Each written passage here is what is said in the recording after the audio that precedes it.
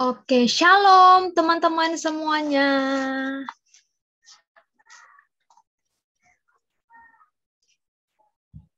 Apa kabar untuk teman-teman semuanya?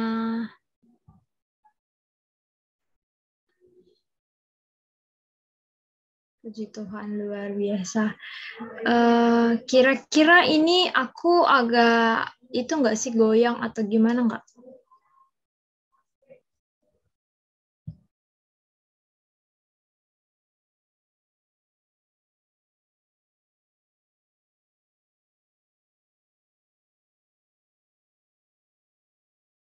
Oke, puji Tuhan. Oke, teman-teman semuanya, pada malam hari ini kita kembali lagi di ibadah Fellow Worship Sharing kita pada malam hari ini. Aku mengucapkan selamat datang untuk teman-teman semua yang baru pertama kali mengikuti ibadah Fellow Worship Sharing pada malam hari ini. Oke, sebelumnya aku mau bertanya nih sama teman-teman semuanya. Apa sih tema kita pada malam hari ini?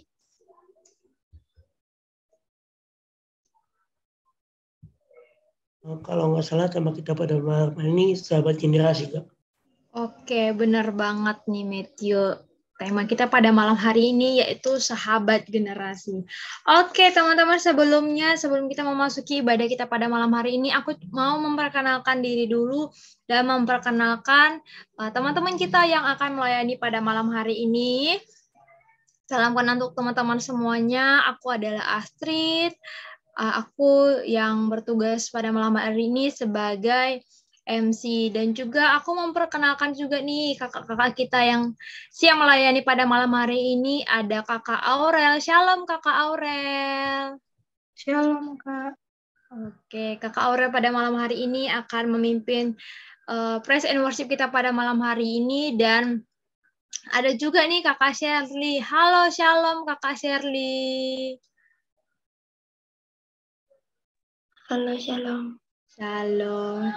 Oke, Shirley pada malam hari ini akan melayani kita di doa, dan yang sangat cantik pada malam hari ini, mukanya agak bersinar-sinar ya gitu ya. Ada Kakak Helni. Shalom Kakak Helni. Shalom. Kakak Helni pada malam hari ini akan membawakan sharing firman kita. Dan tahu nggak sih pada malam hari ini itu kita melayani 4 angel kalau aku bilang ya.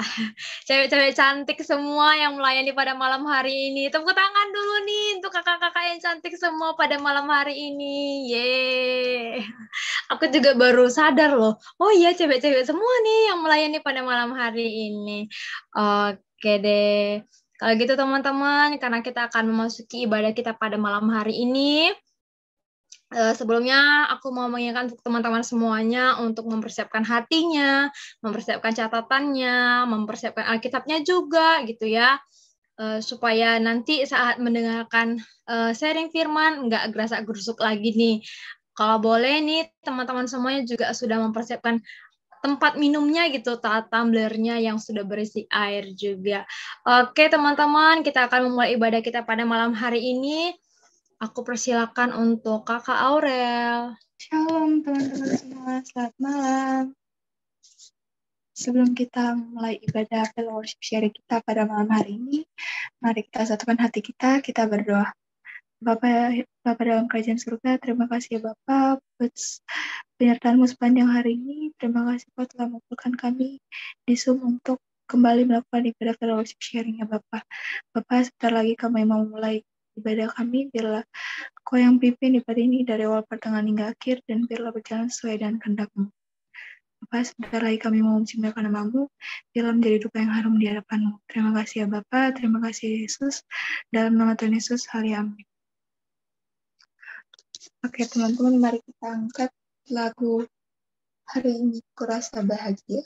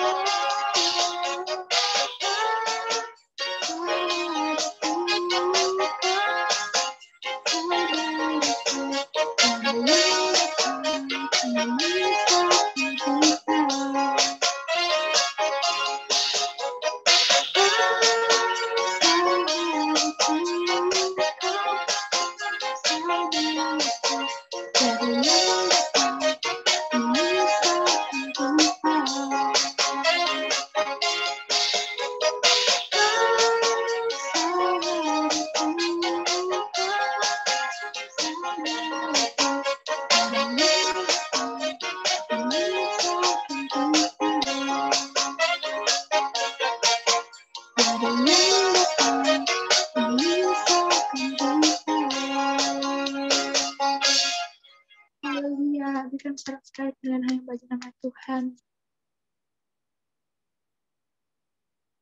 Oke teman-teman, sebelum kita masuk ke sharing firman Tuhan, mari angkat lagu sebuah.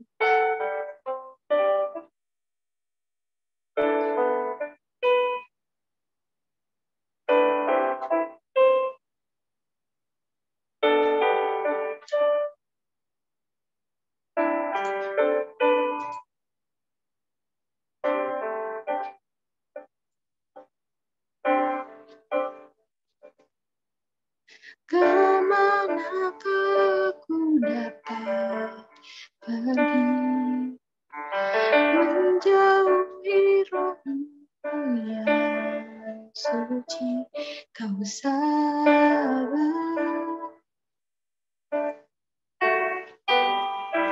dan Kau dekat.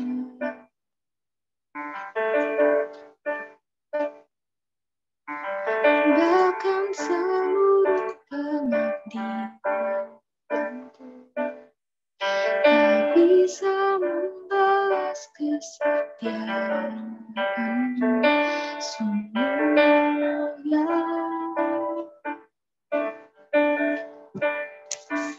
dan berharga,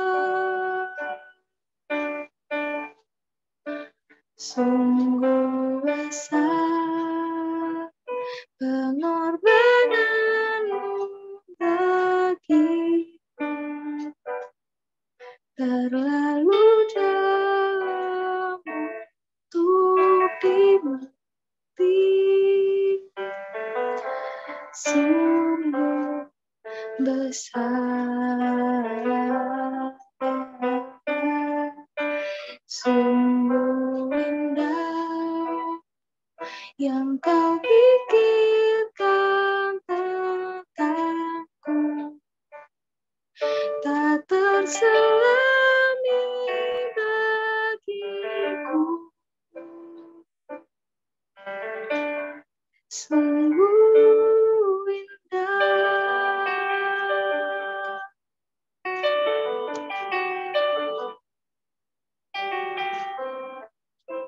Mari kita angkat lagu yang kedua.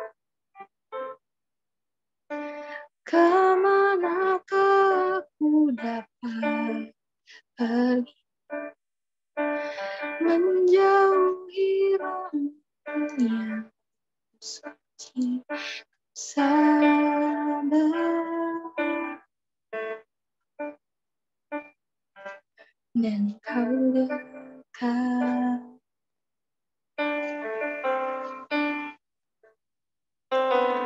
Bahkan seluruh pengabdianku tak bisa membalas kesetiaan.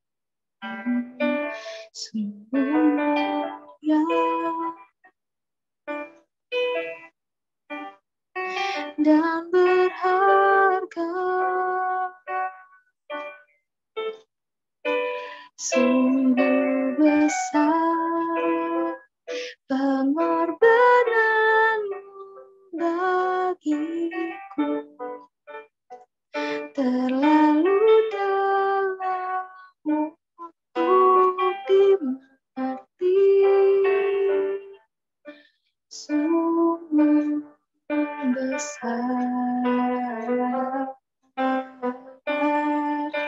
sungguh indah yang Kau pikirkan tentangku, tak terselami bagiku, sungguh indah.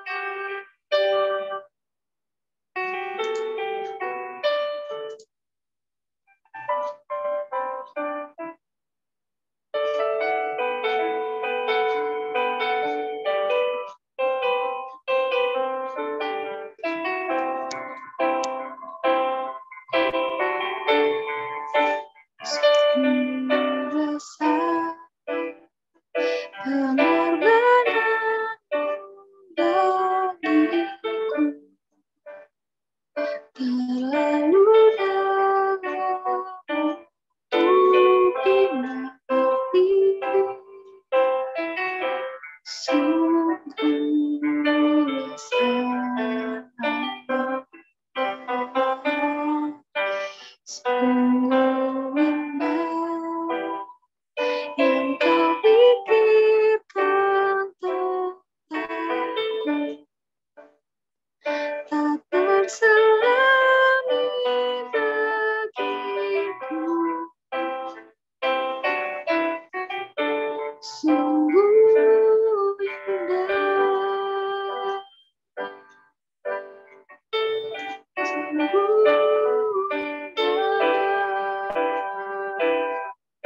indah, sungguh indah.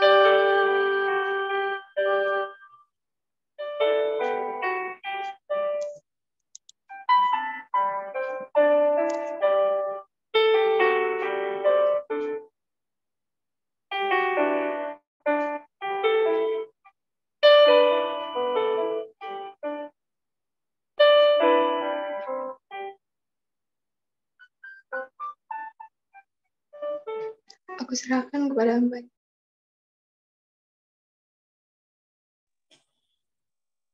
Benar Tuhan Yesus, Engkau sungguh sangat indah di dalam kehidupan kami. Kasih-Mu sangat melimpah dalam kehidupan kami. Bapa yang baik, pada malam hari ini Tuhan, kami datang di hadapan-Mu. Kami sudah menaikkan pujian kami Tuhan, dan kiranya pujian itu berbau harum di hadapan-Mu Tuhan, menjadi kesenangan bagi-Mu ya Bapa. Dan sebentar lagi Tuhan, kami akan diisi oleh kebenaran firman-Mu. Berkati setiap kami Tuhan yang akan mendengarkan firman-Mu, biar apa yang kami dengar pada malam hari ini Tuhan Yesus tidak hanya sekedar kami dengar, tetapi itu kami renungkan Tuhan, dan kami praktekkan dalam kehidupan kami. Tuhan Yesus, biarlah Roh Kudus-Mu yang mengurapi kami masing-masing di tempatnya kami Tuhan, terlebih hamba-Mu yang akan Kau pakai Tuhan Yesus untuk menyampaikan kebenaran firman-Mu. Biarlah apa yang hamba-Mu perkatakan Tuhan, itu bukan berasal dari hamba-Mu Bapa, melainkan berasal dari hikmat yang dari Engkau Tuhan Yesus, sehingga Tuhan bukan hamba-Mu yang berkata-kata Bapa, melainkan hikmat yang Engkau berikan dalam mulut bibir hamba-Mu yang berkata-kata ya Bapak. Terima kasih Tuhan Yesus, setiap anak-anak-Mu juga Tuhan yang masih belum join bersama dengan kami di dalam room Zoom ini Bapak, Engkau gerakkan setiap hati mereka Tuhan, agar kami malam hari ini sama-sama haleluya Tuhan Yesus menerima makanan bagi rohani kami ya Bapak. Engkau Bapak juga yang berkati sekitar kami, device yang kami pakai, biarlah semuanya aman di dalam nama Tuhan Yesus. hingga awal pertengahan, hingga sampai akhir nanti ibadah kami tetap fokus kepadamu ya Bapak. Terima kasih Tuhan. Di dalam namamu kami berdoa, berserah dan mengucap syukur. Haleluya. Amin. Shalom semuanya. Suaraku kedengaran cukup jelaskah teman-teman? Oke, yang bisa menemani aku untuk on cam, yuk kita on cam. Suaraku amankah? Puji Tuhan aman. Oke, aman. Gimana kabarnya kalian semua?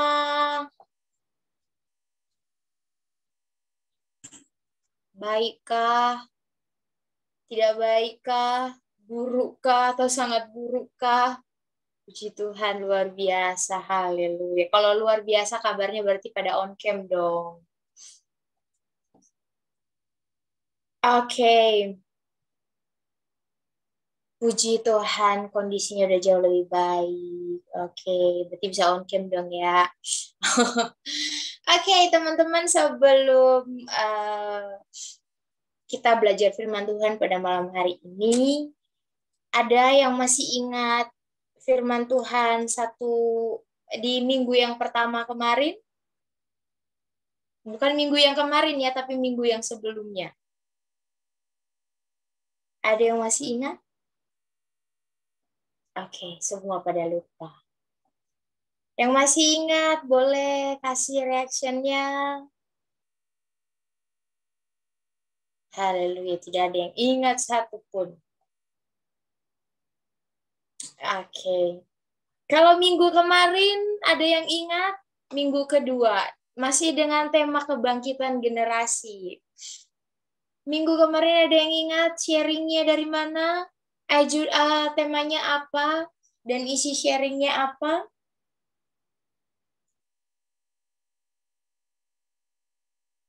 Haleluya, tidak ada yang ingat juga. Luar biasa.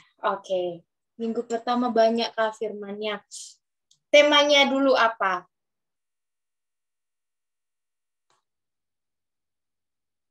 Kita berinteraksi, guys. Kalau nggak salah minggu kedua memulihkan hati generasi, Kak.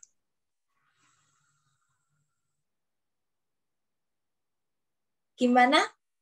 Kalau nggak salah yang minggu kedua temanya memulihkan hati generasi. Iya, memulihkan hati generasi. Kalau dari Matthew, masih ingat ya, puji Tuhan. Yang lain, kalau minggu kemarin apa? Ada yang ingat minggu kemarin? Kalau nggak salah yang minggu kemarin hati Bapak, Kak, temanya. Hati Bapak. Oke. Kenapa aku bertanya sama kalian? Ada yang ingat sharing minggu kemarin? Ada yang ingat sharing 2 minggu yang lalu? Karena dalam satu tema kita 1 bulan itu dari minggu pertama sampai minggu terakhir itu semuanya saling nyatu satu sama lain. Jadi kamu kurang ngerti satu bagian, maka kamu tidak akan mengerti alurnya kemana. Nah, kita kemarin itu minggu pertama kita udah belajar tentang memulihkan hati generasi, bagaimana hatinya generasi itu dipulihkan, hatinya generasi itu dibereskan terlebih dahulu, baru bisa bangkit ya, baru bisa menuju kebangkitan generasi tersebut.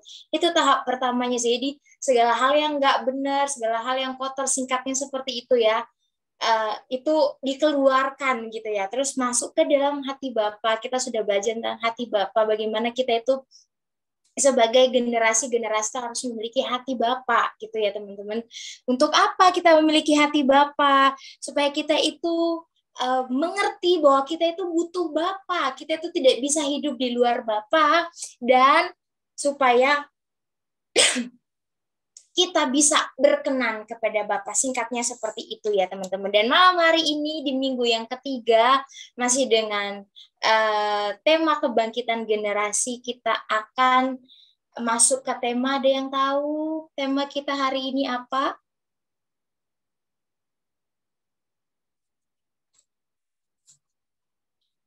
Oke. Sahabat generasi, Kak. Iya. sahabat generasi. Thank you, teman-teman. Kita saling berinteraksi ya. Sahabat generasi. Ketika dengar kata sahabat, apa yang muncul di benaknya teman-teman atau di pikirannya teman-teman? Ketika dengar kata sahabat, tuliskan satu kata, jangan satu kalimat deh, satu kata. Ketika kamu dengar kata sahabat, apa yang keluar dari, apa yang muncul di pikirannya kamu?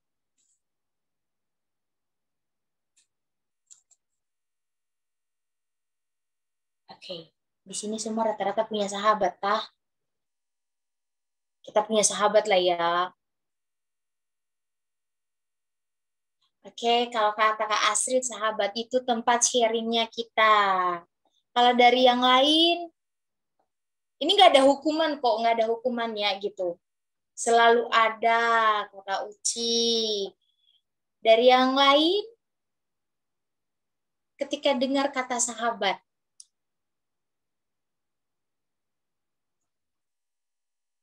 kalau dari Kak Astrid itu tuh sahabat itu tempat sharing. Kalau Uci itu selalu ada teman. Oke, kalau dari Matthew teman rasa keluarga. Oke, jadi sahabat itu adalah orang yang kita simpulkan berarti ya sahabat itu adalah orang yang bisa kita percaya. Ya, oke. Sahabat itu adalah orang yang dimana kita bisa merasa aman berada di sekitarnya mereka. Atau mungkin kalian punya sahabat tapi kalian tidak aman berada di sekitarnya. Atau kalian punya sahabat yang kalian tidak bisa mempercayainya. Atau kalian punya sahabat yang pernah mengkhianati kalian. Nah, kita belajar pada malam hari ini tentang apa yang namanya sahabat generasi dan bagaimana kita bisa menjadi sahabat bagi generasi. Oke, firman Tuhan di Amsal 17 ayat 17 ini berkata tentang seorang sahabat ya. Seorang sahabat menaruh kasih setiap waktu dan menjadi seorang saudara dalam kesukaran. Ya, sahabat itu adalah tempat di mana kita bisa minta tolong. Sahabat itu bukan hanya sekedar orang yang hahaha bersama dengan kita. Sorry aku nggak pakai PPT ya teman-teman. Sahabat itu bukan hanya sekedar ketemu, hai terus main bareng, tapi di sini dikatakan bahwa ini firman Tuhan yang berkata bahwa seorang sahabat itu menaruh kasih setiap waktu. Kita akan belajar nanti ya teman-teman, dan menjadi seorang saudara dalam kesukaran. Jadi seorang sahabat itu tidak ada hanya di dalam kita sedih, kita senang, atau masa-masa tertentu. Tapi baik atau buruknya keadaan kita, seorang sahabat itu pasti ada. Dan di Amsal 18 ayat 24 dikatakan lagi, ada teman yang mendatangkan kecelakaan, tetapi ada juga sahabat yang lebih karib daripada seorang saudara. Mungkin teman-teman ada, ya sahabat itu ibarat satu hubungan yang tanpa ikatan darah ya teman-teman. Dan mungkin kita punya beberapa, kita di sini beberapa mungkin punya teman yang lebih akrab dibanding dengan saudara kita.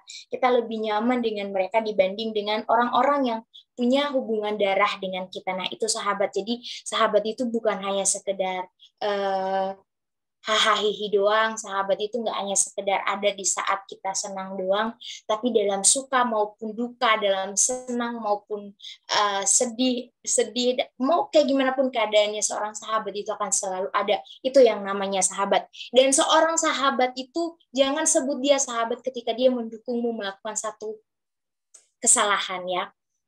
Kita akan belajar. Lalu kalau berkata tentang generasi, siapa generasi tersebut gitu ya teman-teman?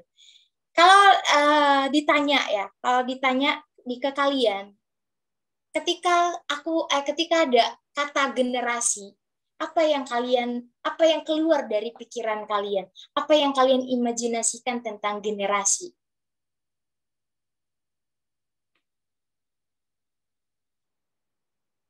Gak ada yang benar, gak ada yang salah jawabannya ya. Kita sama-sama belajar. Ketika dengar kata generasi, apa yang ada di pikiran kalian?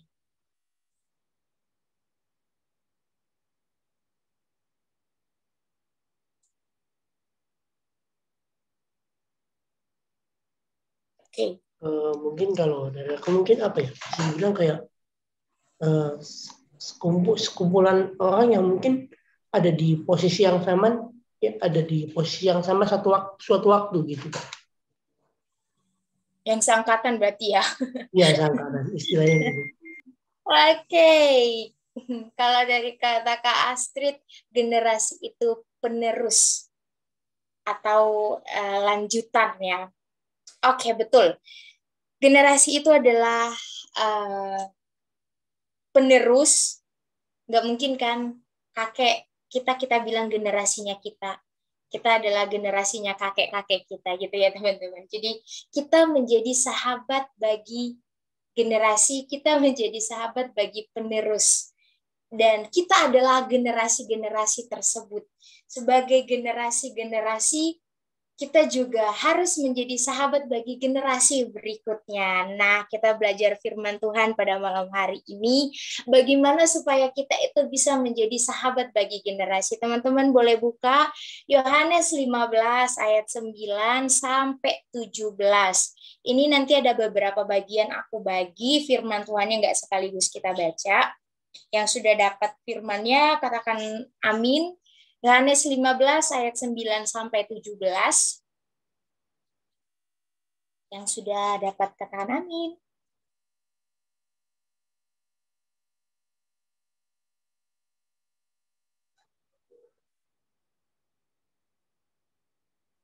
Yohanes 15 pasal Yohanes pasal 15 ayat yang ke-9 sampai yang 17.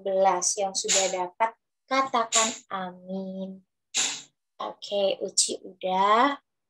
Yang lainnya bagaimana?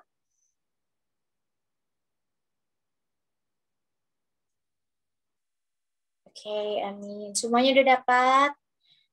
Oke. Bagaimana supaya kita bisa menjadi sahabat bagi generasi? Uci boleh bantu saya baca Yohanes 15 ayat 9 sampai 12.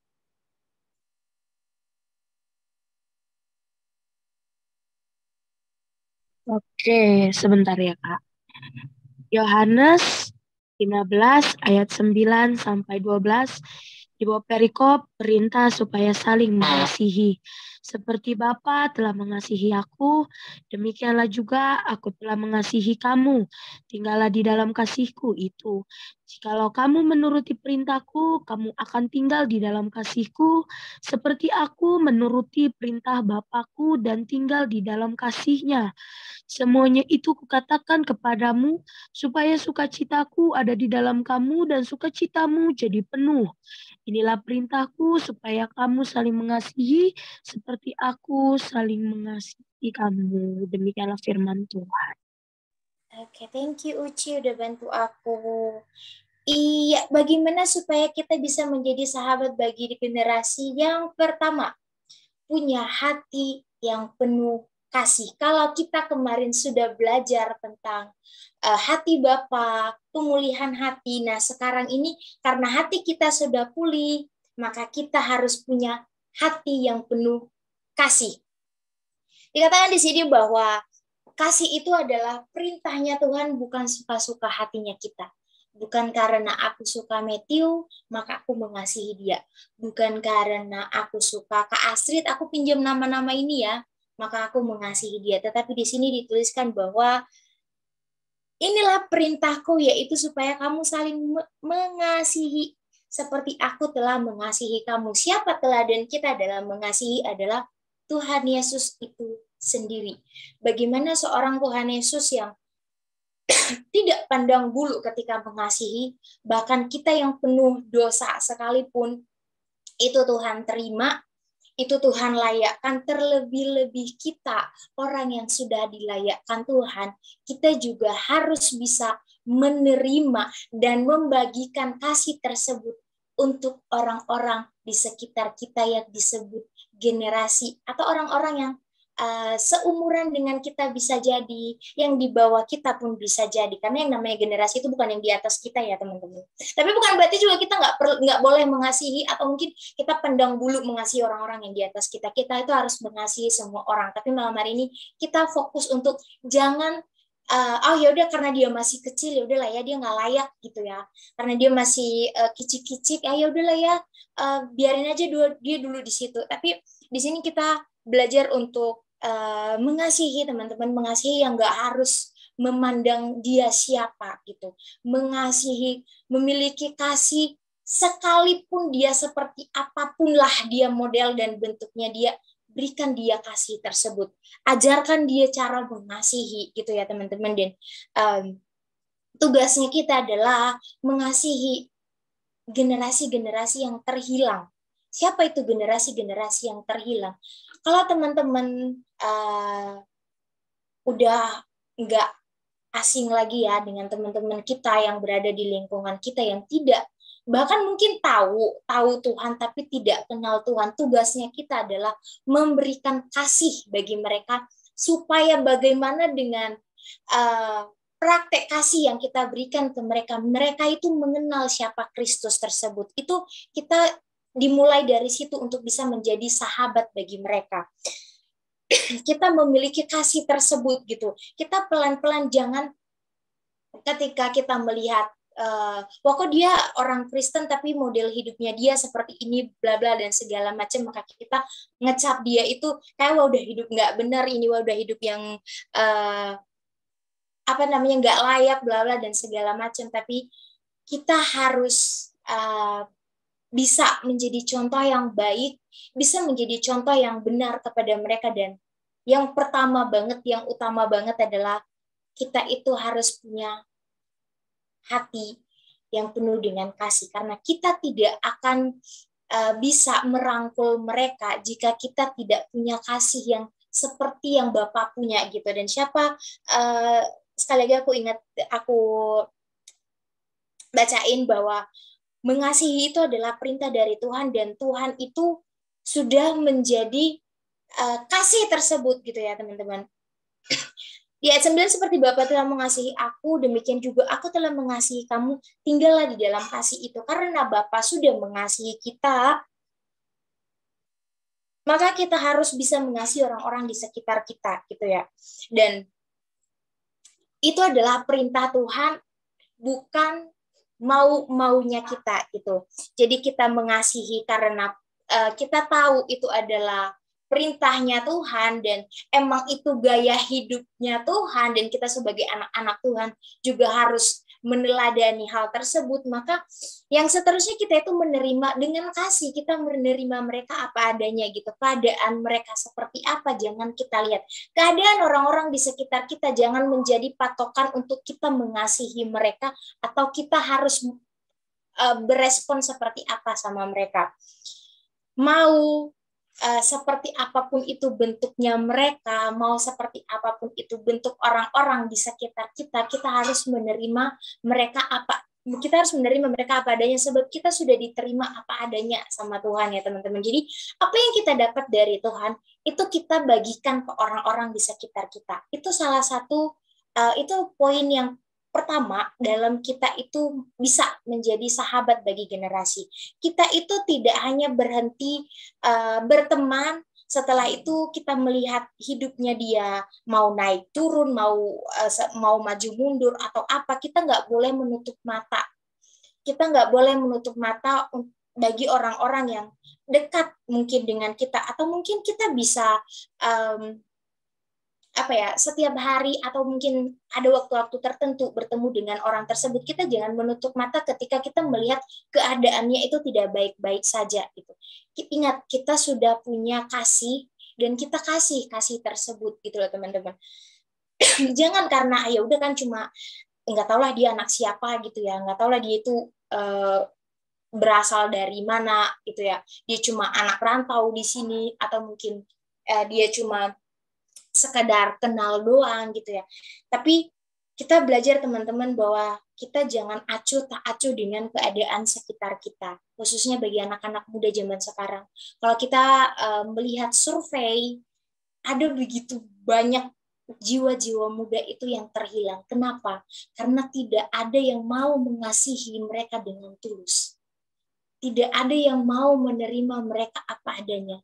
Kalau orang lain tidak bisa menerima mereka apa adanya, orang lain tidak bisa mengasihi mereka apa adanya, maka kita sebagai anak-anak Tuhan, kita harus menjadi salah satu dari banyaknya orang-orang yang mau memberikan mereka kasih. Aku percaya setiap kita anak-anak Revival Generation Ministry ini dipilih Tuhan, dipersiapkan oleh Tuhan untuk bisa melakukan visi misinya Tuhan, untuk bisa menuai ladangnya Tuhan itu lewat kasih ya teman-teman. Jadi kita belajar menutup mata untuk orang-orang di sekitar kita. Itu yang pertama, kita harus punya hati yang penuh kasih. Yang kedua, berhubung ke Astrid yang on cam, Kak Astrid boleh bantu saya baca Yohanes 15 ayat 13 sampai ke 15.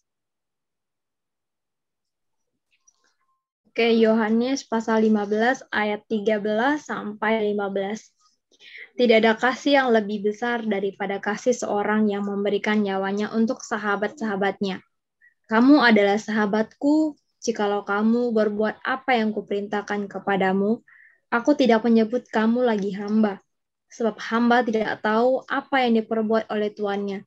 Tapi aku menyebut kamu sahabat, karena aku telah memberitahukan kepada kamu segala sesuatu yang telah kudengar dari Bapakku.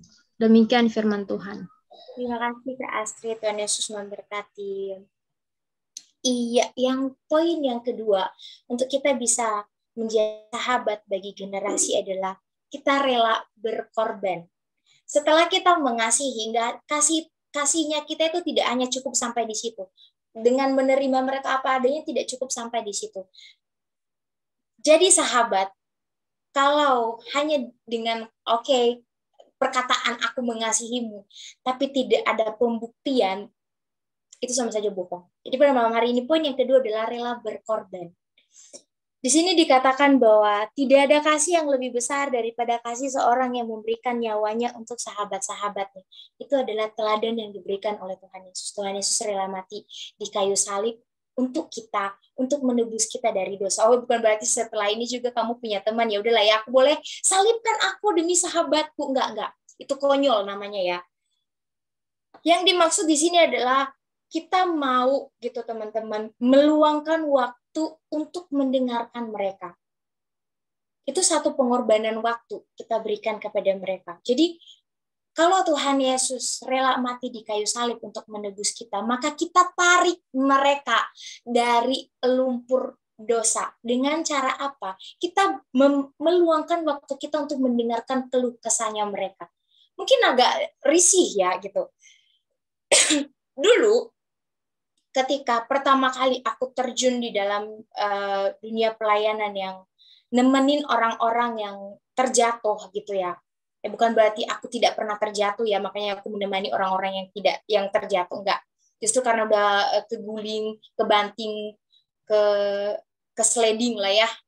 Jadi Tuhan percayakan aku beberapa orang gitu ya untuk ditemenin. Aku awalnya kayak hai, udah sekedar gitu. Tapi ternyata setelah diajarin, nggak berhenti sampai di situ. Tapi kita harus luangin waktu, bikin janji, kita bertemu di mana, bertanya masalahnya kamu apa, persoalan hidupnya kamu apa, atau bahkan ketika mereka sudah merasakan kasihnya kita, gitu ya, mereka udah tahu kita aman nih. Misalnya Kak Astrid, aku nggak kenal dengan Kak Astrid misalnya. Kalau sekarang aku kenal ya sama Kak Astrid gitu. Ya setahun kita kenal, cuma nggak pernah ketemu, itu aja. Awalnya nggak saling kenal sama Kak Astrid, tapi ketika aku tahu Kak Astrid ini orangnya sangat mengasihi aku, akhirnya aku nyaman untuk bercerita. Misalnya mau bercerita sama Kak Astrid. Tapi kalau Kak Astrid nggak punya waktu buat aku, ya kayak gimana aku bisa cerita? Dan bagaimana Kak Astrid itu bisa tahu permasalahan hidupnya aku? Bagaimana Kak Astrid itu bisa membantu aku kalau Kak Astrid misalnya tidak meluangkan waktu untuk aku? Nah gitulah teman-teman. Jadi dimulai dari hal-hal yang kecil. Kita dulu jangan memikirkan hal-hal yang gede. Kita dulu jangan memikirkan, oh seperti Tuhan Yesus memberikan nyawanya, maka aku akan memberikan nyawaku juga. Enggak. Kita mulai dari hal-hal yang kecil. Kita luangkan waktu sebentar untuk sekedar say hi, tanya keadaannya. Buatlah orang-orang di sekitarmu itu merasa diterima, merasa dicintai, dengan kehadirannya kita dalam kehidupannya mereka, gitu ya teman-teman. Dan contoh-contoh kecil, kita bisa mendoakan mereka, meluangkan waktu untuk mendoakan mereka, mau mengajak mereka berdoa, gitu ya, mau ataupun kita doain mereka tanpa mereka ada, itu satu contoh kecil yang kelihatan sepertinya sangat gampang untuk dilakukan, tapi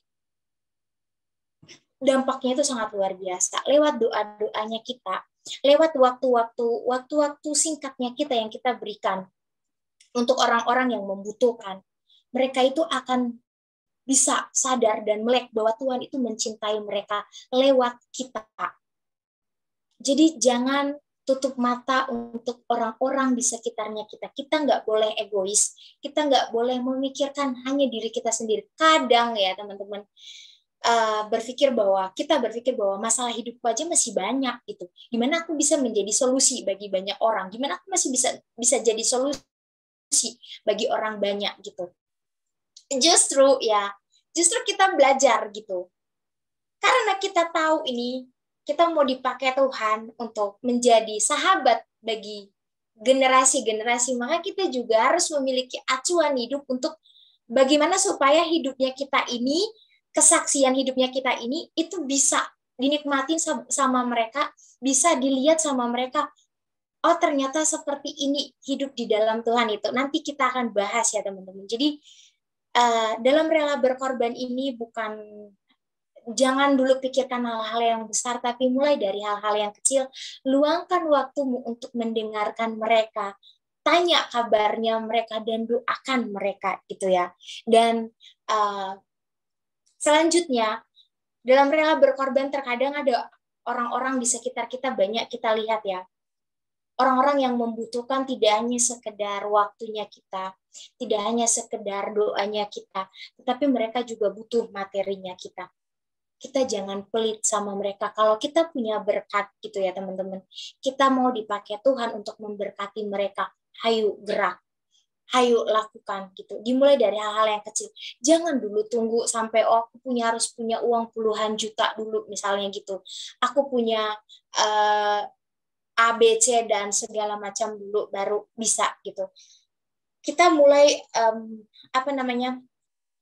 melakukan hal-hal yang ya ketika kita bisa melihat siapa gitu ya, kalau di Jakarta sini ada begitu banyak orang-orang yang membutuhkan uluran tangan gitu, atau mungkin di tempatnya teman-teman ada orang-orang tertentu yang membutuhkan uluran tangan, anak-anak tertentu yang membutuhkan uluran tangan. Ayo kita gunakan kesempatan tersebut untuk jadi sahabat bagi mereka ya teman-teman. Jadi jangan kita udah belajar dari beberapa sharing firman Tuhan bahwa kita tidak perlu menunggu dirinya kita itu besar dulu, kita memiliki hal yang besar dulu, baru kita bisa memberi, baru kita bisa melakukan sesuatu hal yang bermanfaat bagi orang lain. Dimulai dulu dari hal-hal yang kecil. Itu poin yang kedua ya. Jadi kalau teman-teman sampai sekarang masih memiliki pemikiran bahwa aku kayaknya masih belum bisa deh menjadi sahabat bagi generasi, yuk diubah pikirannya. Ada banyak banget orang-orang di sekitar kita yang membutuhkan kasihnya kita. Oke, yang membutuhkan uluran tangan, aku kaget. Yang membutuhkan uluran tangannya kita gitu ya. Dan poin yang ketiga, kita belajar untuk memiliki rasa tanggung jawab. Ini aku baca ya. Kita baca dari Yohanes 15 ayat 16 sampai 17. Bukan kamu yang memilih aku, tetapi akulah yang memilih kamu, dan aku telah menetapkan kamu supaya kamu Pergi dan menghasilkan buah, dan buahmu itu tetap, supaya apa yang kamu minta kepada Bapa dalam namaku diberikannya kepadamu. Inilah perintahku kepadamu, kasihilah seorang akan yang lain. Poin yang ketiga ini adalah memiliki rasa tanggung jawab. Kita harus memiliki kesadaran bahwa generasi-generasi adalah tanggung jawab kita. Lah, kok dia jadi tanggung jawab kita? Orang dia bukan anak bapakku kok. Orang dia nggak serumah sama aku kok. Orang dia nggak ada hubungan darah atau apapun. Ingat, Tuhan udah kasih perintah, ya. Kasihilah seorang akan yang lain. Dan di sini dikatakan bahwa ketika kita melakukan pekerjaan ini, ketika kita punya hati untuk generasi gitu ya, kita melakukan hal ini, itu bukan karena maunya kita, tetapi karena Tuhan yang memilih kita dan Tuhan yang menetapkan kita. Jadi kita punya tanggung jawab yang Tuhan kasih gitu ya. Apa yang sudah Tuhan percayakan kepada kita? Apa yang sudah Tuhan bukakan? Misalnya gini, Tuhan memberikan kita kasih, maka kita bertanggung jawab membagikan kasih tersebut. Jadi kita dapat, terus kita kasih keluar. Bukan kita keluar, kita buang ya, bukan. Tapi kita bagikan gitu. Jadi kita apa yang sudah kita dapat dari Tuhan, apa yang sudah kita nikmatin dari kasih-Nya Tuhan, hal tersebut juga lah yang kita bertanggung jawab membagikannya untuk orang-orang di sekitar kita. Kenapa? Karena kita sudah dipilih sama Tuhan dan kita harus menghasilkan buah dari dipilih, dikasih tanggung jawab, dan dari tanggung jawab tersebut kita harus menghasilkan buah. Dan jangan takut, di sini dikatakan bahwa Bapa, kita meminta dalam nama Bapa, apapun itu akan diberikannya kepada kita. Kita punya kuasa, teman-teman. Ketika kita pergi menghasilkan buah, Tuhan itu memberikan kita kuasa untuk bisa lebih dalam ya, lebih dalam mengerti tentang rasa tanggung jawabnya kita. Ini kita belajar dari, kita buka 2 Timotius pasal 2, ayat 22 sampai 26. Katakan amin kalau sudah ketemu.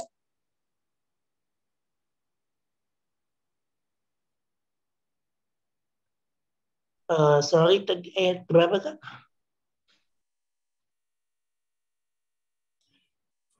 2 Timotius pasal 2, ayat 26. 2 Timotius pasal 2 ayat 22 sampai 26.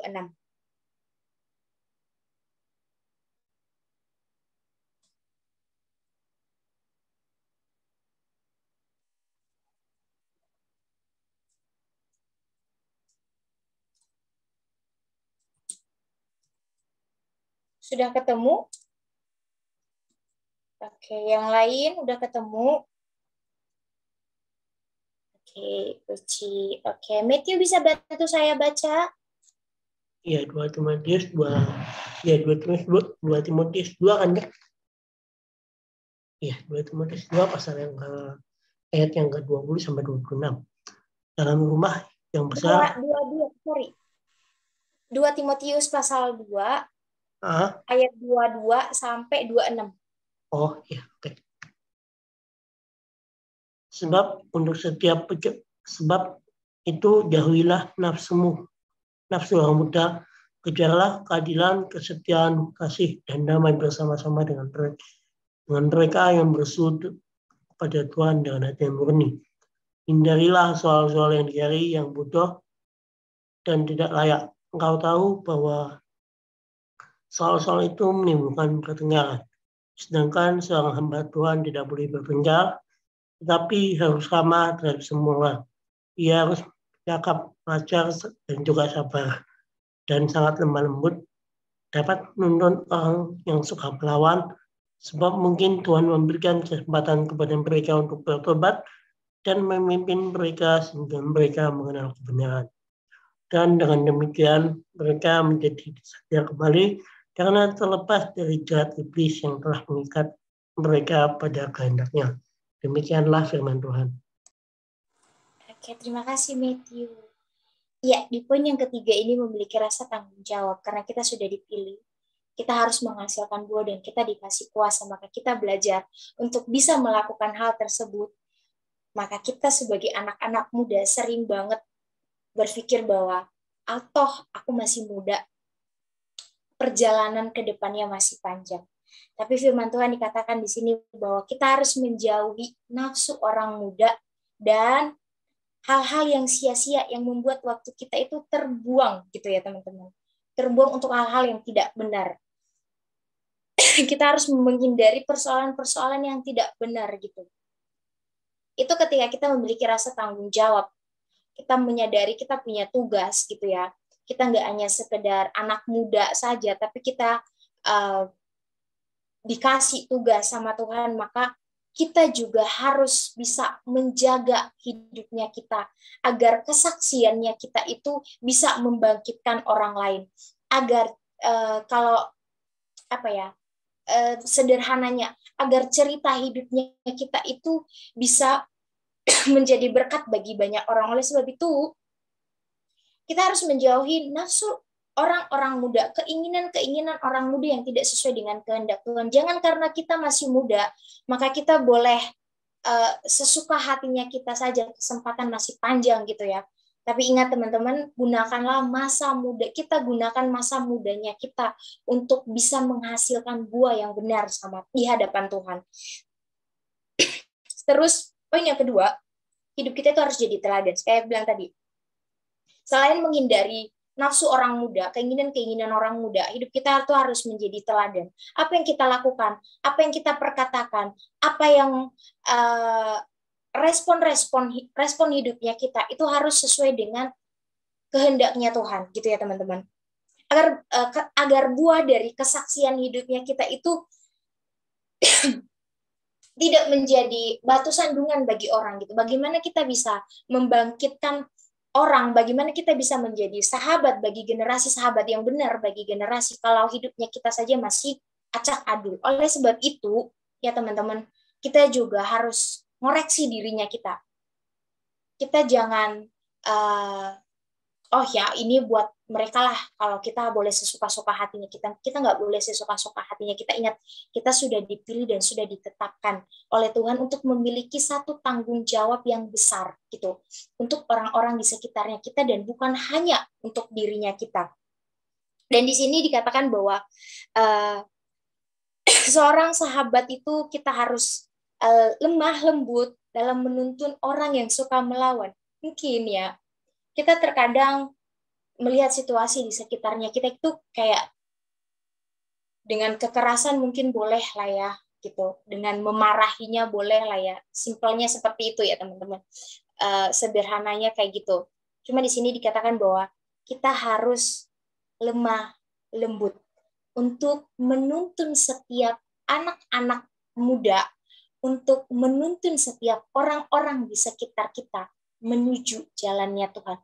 Seorang yang hidup di dalam Tuhan, kita harus belajar untuk sabar, belajar untuk lemah lembut. Rasanya pengen, aku geplak kepalanya. Tapi ingat, kita sudah punya kasih.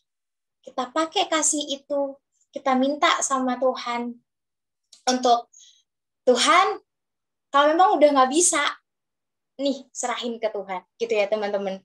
Jadi dalam melakukan tanggung jawab sebagai sahabat bagi generasi hidup kita harus benar di hadapan Tuhan, menjauhi keinginan-keinginan orang-orang muda yang seumuran dengan kita. Jangan terlibat dengan pergaulan-pergaulan yang tidak benar. Terus yang kedua, kita itu harus bisa menjadi teladan. Dan yang ketiga, kita itu harus memiliki sikap yang lemah lembut yang bisa membawa mereka yang tidak mengenal Tuhan menjadi kenal Tuhan, yang tadinya memiliki kepahitan sama Tuhan jadinya tahu bahwa Tuhan itu mengasihi dia gitu ya, yang tadinya cuma sekedar tahu Tuhan jadi bisa mengenal Tuhan lewat kehidupannya kita. Jadi kita itu jangan menutup mata sekali lagi untuk orang-orang di sekitar kita. Kita harus bisa menjadi sahabat bagi mereka gitu ya teman-teman, dan nggak hanya menjadi sahabat bagi mereka ya. Endingnya adalah kita juga harus mempersiapkan mereka untuk bisa menjadi sahabat bagi generasi-generasi berikutnya. Kita tidak hanya berhenti membagikan kasih sama mereka. Kita tidak hanya berhenti berkorban sekedar dengerin, sekedar doain mereka. Kita nggak berhenti hanya sekedar, oh kita menegur mereka, kita punya tanggung jawab yang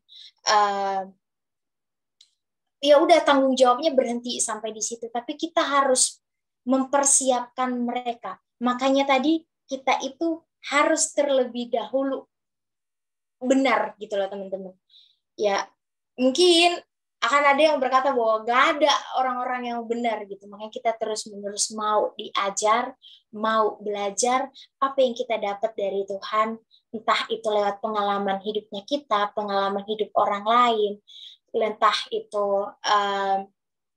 nasihat-nasihat dari orang lain, atau mungkin nasihat-nasihat yang kita dapat langsung dari Tuhan lewat firman-Nya gitu ya teman-teman. Kita bagikan ke mereka dan kita persiapkan mereka. Makanya kita jangan menutup mata untuk orang-orang sekitar kita. Kita mempersiapkan mereka untuk apa? Untuk bisa menjadi generasi-generasi yang benar bagi generasi-generasi berikutnya. Jadi ada warisan yang kita turunkan kepada mereka. Tidak hanya warisan materi, tidak hanya warisan untuk anak yang sedarah dengan kita nanti untuk keturunan yang berasal dari tubuhnya kita, yang satu darah dengan kita, tetapi kita juga kita juga mewariskan hal-hal yang benar, mewariskan hal-hal yang baik untuk orang-orang di sekitar kita, agar warisan tersebut akan turun-temurun. Ini yang dinamakan warisan iman ya teman-teman. Untuk bisa belajar lebih dalam lagi nanti ke depannya, bagaimana sih memiliki warisan, bagaimana sih menjadi generasi, bagaimana sih mempersiapkan gitu ya, mempersiapkan. Kita sudah belajar untuk menjadi sahabat generasi itu seperti apa, dan selanjutnya belajar bahwa mempersiapkan para generasi-generasi ini bagaimana kita akan belajar di minggu-minggu berikutnya. Makanya tadi aku bilang dari minggu pertama tema tentang kebangkitan generasi ini, dari minggu pertama, kedua, ketiga, dan sampai nanti minggu yang terakhir itu semuanya saling berkaitan, nggak bisa dipotong satu persatu. Nggak bisa, di skip dulu yang satu ini, baru dengerin yang ini, atau aku nggak usah dengerin ini, cukup yang ini, nggak bisa. Karena itu satu kesatuan ya teman-teman. Oke, aku percaya bahwa setiap anak-anak RJM ya yang ada di dalam room Zoom ini adalah anak-anak yang dipilih Tuhan untuk memiliki kasih, untuk rela berkorban dan bertanggung jawab untuk lingkungan dan anak-anak atau generasi-generasi di sekitarnya. Oleh sebab itu, kita harus melakukan itu dengan sungguh-sungguh. Kita harus melakukan itu dengan takut akan Tuhan, bukan karena kekuatan kita sendiri. Firman Tuhan di Kolose pasal 3 ayat 17 dan 23 dikatakan bahwa dalam segala sesuatu yang kamu lakukan dengan perkataan atau perbuatan, lakukanlah semua itu dalam nama Tuhan Yesus sambil mengucap syukur oleh Dia kepada Allah Bapa kita. Di ayat 23 dikatakan, apapun juga yang kamu perbuat, perbuatlah dengan segenap hatimu seperti untuk Tuhan dan bukan untuk manusia. Jadi dalam menjadi sahabat bagi generasi, kita melakukannya dalam takut akan Tuhan. Kita melakukannya karena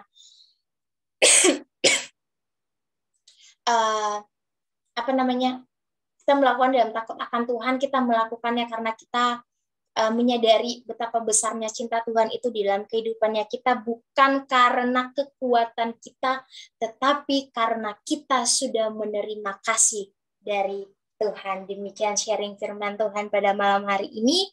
Mari kita bersatu di dalam doa.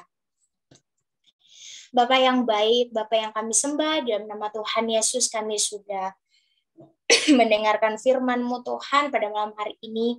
Ajarlah kami Tuhan untuk bisa menjadi teman, untuk bisa menjadi sahabat bagi orang-orang di sekitar kami, bagi generasi-generasi kami Tuhan, baik yang generasi sekarang maupun generasi yang akan datang Tuhan. Berikanlah kami hati Tuhan Yesus untuk menyadari bahwa kami memiliki tanggung jawab untuk orang-orang di sekitar kami, Bapa. Berikan kami hati yang mau mengasihi, hati yang mau rela berkorban, Tuhan, dan biarlah kami juga Engkau, Bapa, persiapkan untuk bisa menjadi teladan yang benar, tidak hanya baik, Tuhan, tidak hanya sekedar dalam perkataan kami ya Bapa, tetapi dalam perbuatan kami, biarlah kami bisa menjadi teladan bagi generasi-generasi kami, Tuhan, untuk bisa membawa nama-Mu, Tuhan, agar mereka bisa lebih mengenal Engkau dan mencintai Engkau ya Bapa. Dan biarlah setiap generasi-generasi yang merasa tidak ataupun tidak mengenal Engkau, Tuhan, bisa merasakan kasih-Mu lewat pemakaian-Mu dalam kehidupan kami, dalam kami masing-masing ya Bapak. Terima kasih Tuhan Yesus, di dalam nama-Mu Tuhan. Biarlah firman ini bertumbuh di dalam hati kami Tuhan. Biarlah firman ini Tuhan Yesus bisa kami praktekkan dalam kehidupan kami Tuhan. Dan kami siap dipakai untuk menjadi sahabat bagi setiap generasi-generasi kami ya Bapak. Terima kasih Tuhan Yesus, di dalam nama-Mu Tuhan. Kami berdoa dan mengucap syukur. Haleluya. Amin. Aku kembalikan ke MC. Oke, thank you buat Helmi untuk sharing firman yang pada malam hari ini. Yuk, gimana nih teman-teman sharing firmannya pada malam hari ini? Boleh kasih reaksinya dulu, boleh tulis di kolom komentarnya dulu nih, teman-teman, gimana sharing firman kita pada malam hari ini tentang sahabat generasi. Yuk, berespon dulu ya teman-teman untuk firman Tuhan kita pada malam hari ini. Oke, sembari teman-teman, sebelum kita masuk ke sesi Q&A, aku akan membacakan kembali sedikit poin-poin yang aku dapatkan pada sharing kita pada malam hari tentang sahabat generasi. Tadi firman Tuhan diambil dari Yohanes 15 ayat 9 sampai 17. Untuk menjadi sahabat generasi itu kita harus memiliki 3 poin gitu ya. Yang pertama tadi memiliki hati yang penuh kasih. Gitu. Yang kedua rela berkorban, dan yang ketiga adalah belajar memiliki rasa tanggung jawab. Jadi untuk kita semua nih yang di sini yang mau menjadi sahabat generasi gitu ya, mau menjadi tempat menjadi orang-orang untuk menjadi sahabat generasi-generasi, kita harus memiliki 3 poin tersebut. Oke, kita masuk ke sesi Q&A. Di sesi Q&A pada malam hari ini, kita punya 3 option. Yang pertama, teman-teman bisa langsung bertanya kepada pembicara kita pada malam hari ini dengan raise hand dulu, baru open mic-nya. Yang kedua, jika teman-teman mau bertanya, boleh langsung ke kolom chat melalui everyone. Atau teman-teman nih yang nggak mau disebutkan namanya atau mau dijaga nih privasinya, siapa yang mau bertanya gitu ya.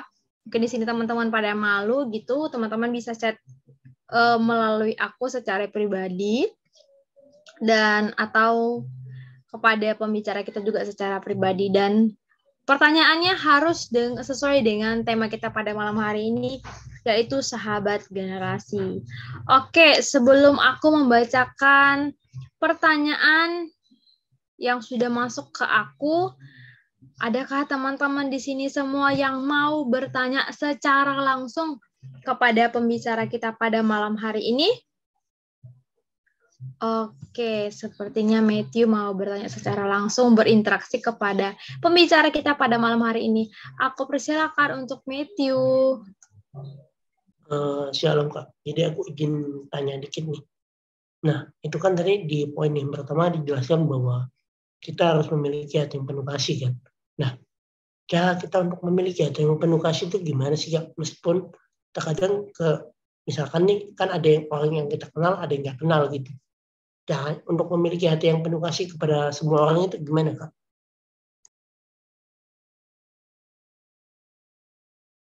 Oke, ini udah boleh aku langsung jawab ya? Oke, silakan. Bagaimana caranya supaya kita itu memiliki hati yang penuh kasih?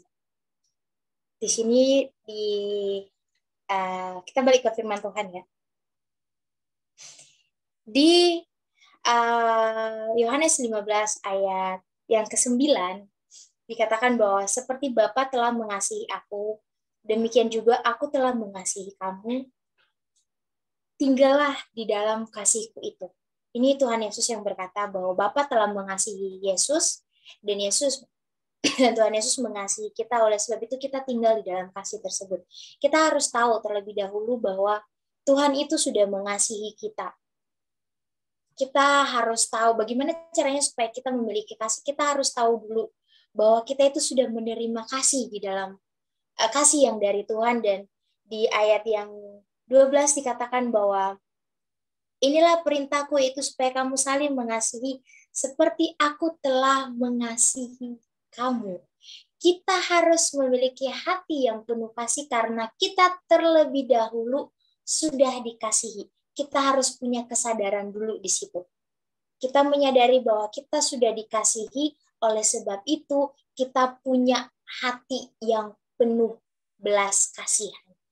Gitu loh, Matthew. Bagaimana caranya supaya kita bisa tahu lagi kalau kita itu dikasihi, kalau kita itu benar-benar dikasihi sama Tuhan, balik-balik ke sini. Ya, gak ada kamus lain, gak ada kata-kata lain, kitab-kitab lain, gak ada, balik-balik ke sini. Di dalam sini kita akan tahu bahwa begitu besarnya kasih Tuhan itu kepada kita, oleh sebab itu kita jangan menahan kasih itu hanya untuk diri kita sendiri, tapi kita bagikan untuk orang lain. Terlebih dahulu sadar dulu, Matthew, sadar bahwa kita sudah dikasihi. Oke, menjawab? Ya, oke, menjawab. Thank you, Kak. Oke, thank you untuk Matthew atas pertanyaannya tadi tentang bagaimana kita bisa memiliki kasih. Ya benar banget ya teman-teman, kita harus menyadari dulu gitu ya, sadar dulu nih. Ketika kamu akan memberikan kepada orang lain, ya kamu harus sadar dulu bahwa kamu sudah menerimanya terlebih dahulu, baru kita bisa istilahnya seperti estafet ya. Kita terima, kita beri, kita terima, kita beri, itu sih Dias. Berkesinambungan ya, estafet seperti itulah. Oke, ada lagi teman-teman yang mau bertanya secara langsung nih sama pembicara kita pada malam hari ini? Adakah yang mau bertanya secara langsung? Kalau tidak ada, aku baca pertanyaan yang masuk ke aku. Shalom, Kak. Tadi kan Kakak bilang bahwa di atas kita bukan generasi kita. Lalu bagaimana kita? Bagaimana jika mereka yang umurnya di atas kita, tapi ternyata dia adalah orang-orang terhilang? Apa dia bukan termasuk generasi kita? Contohnya, kita melayani orang tua kita. Apakah dia bukan termasuk generasi kita? Oke, silakan dijawab. Oke, ya udah pasti bukan ya. Yang di atas kita itu bukan generasinya kita ya, tetapi itu di atas kita orang tua gitu kan. Nggak mungkin orang yang 10 tahun di atas kamu berkata itu adalah generasi gitu ya. Sedangkan generasi itu adalah orang yang yang nggak jauh umur dari kita atau mungkin di bawahnya kita gitu. Kalau kata Google, enggak, tapi memang benar. Nggak mungkin bapak ibunya kita itu kita bilang itu generasinya, no, kita yang jadi generasinya mereka. Jadi pertanyaannya bagaimana kalau kita melayani mereka gitu? Yes, benar. Bagaimana jika kita melayani mereka? Apakah mereka termasuk generasi? Enggak, bukan, mereka tidak termasuk generasi karena ya itu tadi mereka di atasnya kita, tapi kita melayani mereka itu seperti seperti anak melayani bapak, seperti anak melayani orang tuanya. Jadi kita memperlakukan mereka tidak sama dengan orang-orang yang gini loh teman-teman. Kalau mungkin kita bisa membagikan kasih Tuhan itu ke orang lain, sharing misalnya ya. Aku sama Kak Astrid itu umurnya nggak jauh beda ya. Ketika aku melihat Kak Astrid itu dan aku membagikan kasihnya Tuhan, itu bahasa yang seumuran gitu, bestie gitu kan. Gak mungkin sama bapaknya kita ya nggak apa-apa sih, tapi kalau misalnya orang tua orang lain nggak mungkin kan, bestie begini, dia kayak lu sakit apa ya gitu kan. Jadi kita belajar untuk bertutur kata sopan santun seperti sama orang tua gitu ya. Kita membawakan bagaimana seorang anak membawakan dirinya ketika berhadapan dengan orang tuanya. Itu poinnya dulu, itu bukan generasi ya, itu udah di atasnya kita gitu ya. Jadi kita memakai bahasa yang kayaknya agak tinggi ya penjelasannya gitu ya. Mungkin nanti leadernya kita bisa kali ya ngajarin kita itu melayani orang yang di atas kita, seumuran kita, dan paling bawahnya kita mungkin ya. Jadi pakai bahasa yang seperti bahasa sama orang tua gitu. Bukan bahasa yang ya mungkin ada memang orang tua yang bisa jadi bestie gitu ya. Ada sahabat yang bisa jadi, ada orang tua yang bisa jadi bestie, tapi nggak semua orang tua itu bisa jadi bestie. Ada juga orang tua yang, lu masih kecil, ngapain lu ngajarin gue gitu kan. Ada orang tua yang seperti itu. Makanya tadi harus kita sebagai anak-anak muda ya, sebagai anak-anak muda kita harus memiliki keteladanan yang benar dalam hidupnya kita. Di 2 Timotius berapa ya? Nih ayat yang saya suka sampai saya lupa gitu ya. 1 Timotius pasal yang keempat ayat 12 bisa kita buka. Di situ dikatakan bahwa jangan seorang pun menganggap engkau, mana ya? Bentar ya teman-teman. Nah, di 1 Timotius pasal 4 ayat 12, janganlah seorang pun menganggap engkau rendah karena engkau muda. Jadilah teladan bagi orang-orang yang percaya dalam perkataanmu, dalam tingkah lakumu, dalam kasihmu, dalam kesetiaanmu, dalam kesucianmu. Jadi, nggak hanya sekedar omongan, tapi orang-orang juga bisa melihat buah hidupnya kita. Baik itu orang yang seumuran dengan kita, maupun orang di atas kita, maupun orang yang kicik-kicik di bawahnya kita. Jadi, kesaksian hidupnya kita itulah yang akan membuat kita itu bisa membagikan kasih Kristus kepada mereka gitu. Kita bisa membagikan, nggak hanya sama generasi, kita bisa jadi sahabat bagi orang-orang yang di atasnya kita. Dengan kasih Kristus ya tadi, kita jangan merasa rendah diri juga, karena kita tahu kita udah diisi sama kebenaran firman Tuhan, dan hidup kita harus bisa menjadi teladan bagi siapapun, tidak hanya untuk yang seumuran, tapi untuk semua orang. Hidup kita harus bisa menjadi teladan gitu loh. Oke, menjawab? Oke, mungkin nanti kalau belum menjawab bisa dipertanyakan lagi ya.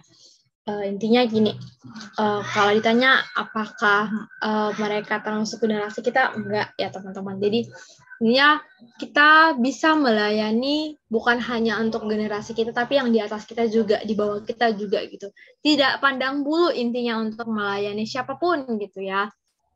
Karena mungkin banyak mengatakan bahwa seperti yang dibilang tadi, jangan kau menganggap dirimu rendah karena kau masih muda gitu ya. Karena kebanyakan kita gitu ya takut melayani orang yang di atas kita karena takut kita dibilang, apa sih kamu itu masih umurnya aja masih di bawahnya aku gitu, udah sok-sok mau nasihatin aku gitu ya. Padahal ya setiap orang itu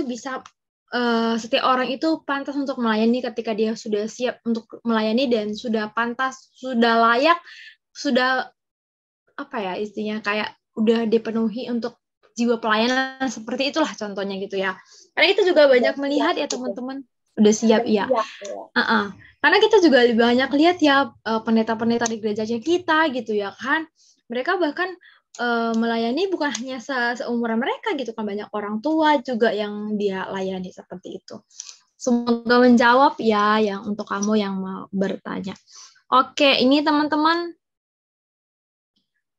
adakah yang mau bertanya secara langsung atau aku bacakan lagi nih pertanyaan yang masuk di aku. Shalom Kak, bagaimana cara kita tahu kalau ketika kita mengasihi generasi dengan kasih yang tidak murni? Maksudnya gimana nih? Oh, sorry, bentar. Shalom Kak, bagaimana cara kita tahu kalau ketika kita mengasihi generasi dengan kasih yang tidak murni? Intinya bagaimana kita sadar kalau kasih itu murni atau tidak murni? Ketika kamu memanjakan dia dengan sesuatu hal yang tidak benar, itu adalah kasih yang tidak murni. Misalnya karena kamu sayang sama dia, terus tunggu sebentar. Ketika kamu sayang sama dia misalnya gitu kan, karena sayangnya, aku pinjam lagi ya nama Kak Astrid karena Kak Astrid yang ada di depanku ya. Misalnya nih, aku tuh bestie banget sama Kak Astrid, sayang banget pokoknya sama Kak Astrid. Tiba-tiba Kak Astrid itu mencuri misalnya so aku lihat gitu kan, ya karena aku sayang sama Kak Astrid, ya sudahlah, ya udah lain kali jangan lakukan itu lagi ya gitu, paling seperti itu gitu, tapi tidak menindaklanjutin tindakannya Kak Astrid tersebut gitu. Itu kasih yang tidak murni. Tapi kasih yang benar-benar murni itu adalah ketika dia melakukan satu kesalahan, kamu tidak berdiam diri, kamu menegur dia. Dan tidak hanya sampai menegur dia, kamu akan menjelaskan kenapa nggak boleh melakukan hal tersebut gitu.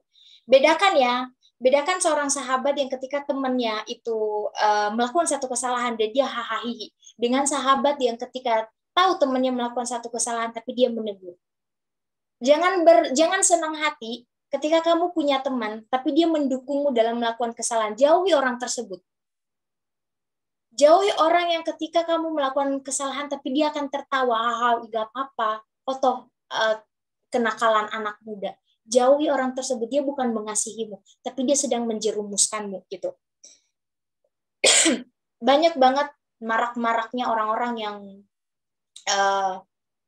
aku lihat di sosial media, ketika mereka melihat sahabatnya selingkuh misalnya gitu ya. Kita semua sih udah sama-sama gede ya, udah paham gitu ya.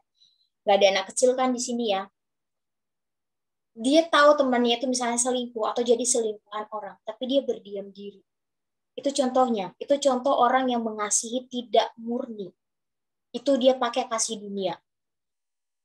Tapi ketika kamu mengasihi dia, benar-benar mengasihi dia, kamu tidak akan berdiam diri sekalipun persahabatan kalian itu retak, tapi demi kebaikannya dia. Itu kasih yang murni. Kasih yang murni itu adalah kasih yang mau menegur kamu ketika kamu terjatuh. Tetapi kasih yang tidak murni, kasih yang sekedar kasih-kasih doang, itu adalah kasih yang tidak peduli. Kamu mau jatuh di dalam dosa, kamu mau melakukan kesalahan apapun, ya dia akan berdiam diri, malah akan menertawakanmu. Oke, gitu. Sudah menjawab? Sudah terjawab? Bagaimana itu kasih yang tidak murni dan kasih yang murni? Bapak di sorga aja ketika mengasihi kita, Bapak lo ya, dia juga akan memberikan kita konsekuensi. Dia juga menegur, dia juga Bapak yang akan menegur kita ketika kita melakukan satu kesalahan. Bapak di sorga aja seperti itu, apalagi kita sebagai manusia. Oke, menjawab. Oke, semoga menjawab untuk kamu yang bertanya. Jika kurang paham, bisa nanti dipertanyakan kembali. Oke, kalau mengingat waktu teman-teman, ini adalah pertanyaan terakhir ya. Nanti teman-teman yang belum sempat pertanyaannya dibacakan, boleh teman-teman bertanya ke akun Instagram RGM atau langsung ke pembicara kita, ke Kak Helni melalui DM atau melalui Telegram bahkan WhatsApp. Oke, pertanyaan terakhir nih. Pertanyaan terakhir. Kak, gimana sih caranya untuk menasehati teman yang sudah berkali-kali kita berikan nasihat, tapi ujung-ujungnya dia selalu jatuh, dia selalu tidak mengindahkan nasihat kita. Bahkan di titik akhirnya kita berkata, ya udah terserah kamu aja deh. Yang penting aku sudah mengingatkan kamu. Doakan dia. Jalur kalau yang lagi marak-maraknya sekarang, kalau jalur darat gak bisa, pakai jalur langit. Kalau jalur natural nggak bisa, pakai jalur supranatural. Nah, kan dalam ya kan. Doakan dia gitu ya. Kalau kamu sangat sayang sama dia, berulang kali kamu tegur gitu ya. Berulang kali kamu nasehatin, tapi tidak terima-terima juga ya. Duh, rasa-rasanya pengen mau pecahin kepalamu. Doakan dia. Jangan luntur kasihmu. Pasti gedek ya. Gedek pasti. Ketika kamu tuh tahu orang, apalagi kalau dia tuh jatuh dalam kesalahan yang itu terus. Itu pasti gedeknya. Cuma ini dia. Kenapa kita itu harus memiliki kasih yang tidak terbatas dan kasih yang sekalipun. Karena apa? Karena kasih itu tidak memandang ya kalau dia lagi baik aku mengasihi dia, kalau dia lagi buruk ya aku tinggalin dia gitu. Inilah kenapa dibilang kalau mau mengasihi itu panutannya adalah Tuhan Yesus, bukan karena kita mau-mauan aja gitu ya. Doakan dia, doakan dan doakan terus sampai kamu akan melihat ada mukjizat terjadi. Doakan dan imani doamu itu akan terjadi. Sekalipun tidak kelihatan sekarang, nanti pasti akan kelihatan. Kalaupun juga tidak kelihatan, memang orang itu ditakdirkan untuk bebal kayaknya. Enggak. Doakan karena memang udah nggak mempan lagi. Dan itu satu-satunya jalan adalah kita berdoa. Kita langsung ke Bapak, ya Tuhan, ini orang satu udah nggak tahu lah lagi mau ngapain, dia mau dieksekusi seperti apa, terserah Bapak lah ya kan. Bapak yang tahu hidupnya seperti apa. Imani, pasti ada mukjizat terjadi dalam kehidupannya. Jangan putus asa sama orang yang tidak bisa dibilangin. Sama orang yang terus-menerus jatuh di hal yang sama.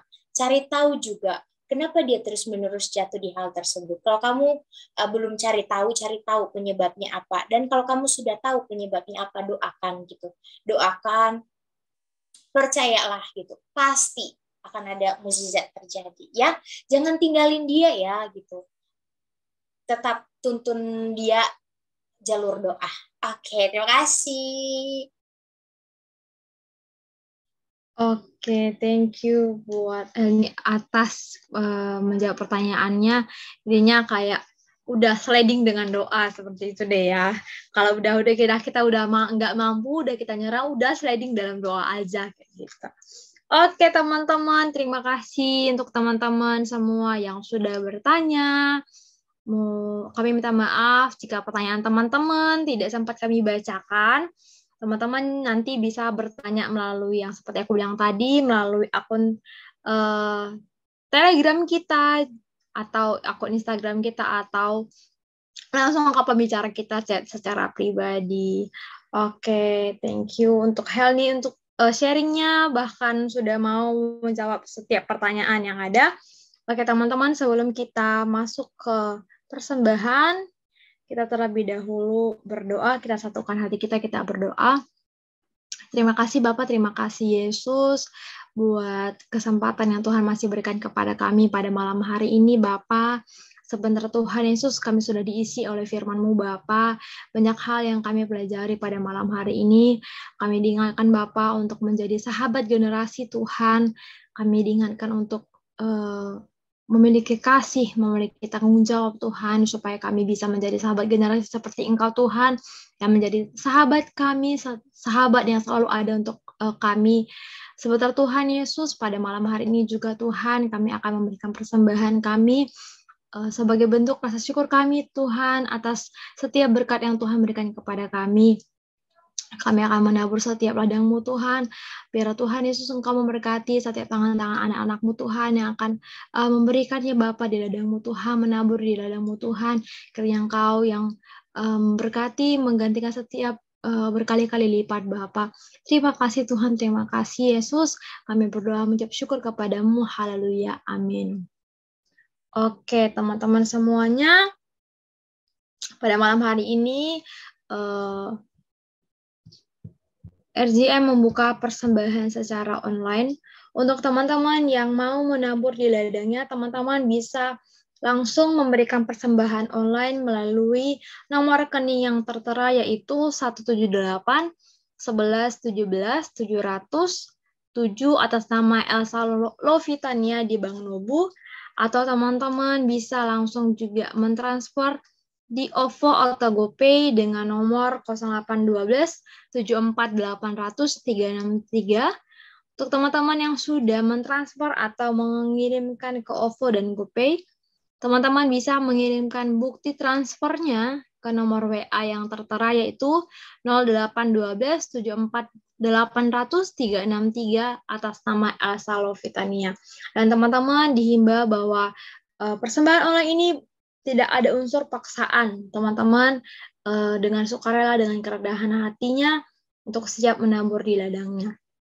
Selanjutnya adalah untuk teman-teman yang pada malam hari ini yang baru pertama kali bergabung dan belum masuk ke channel atau masuk untuk bergabung di grupnya kita yang ada di Telegram, teman-teman bisa isi form pendaftaran yang pertama, yaitu form pendaftaran join group.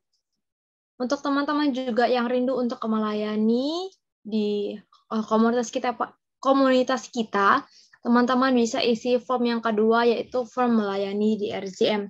Untuk teman-teman yang mau melayani sebagai MC, WL, pendoa, dan kegiatan-kegiatan kita yang lain seperti ekspor Bible, dan lain-lainnya.